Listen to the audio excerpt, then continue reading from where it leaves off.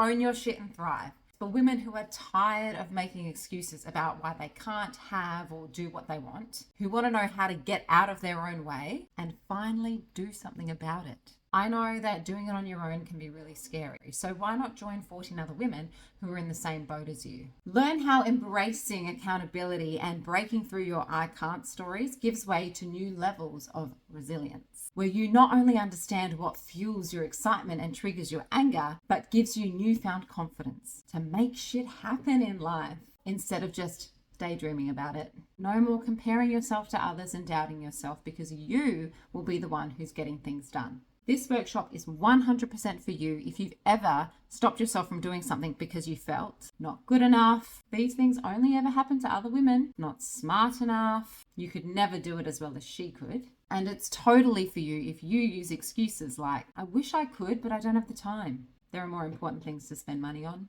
I have so many other things I need to do first. I'll do it one day. Or the most common one I hear, I don't want anyone to know I'm struggling. If this is you, there is a reason you are letting things get in the way. And like I found out the hard way, you can blame anyone you like for the reason that you're not the you want to be right now. But that's just another excuse. It all comes back to you.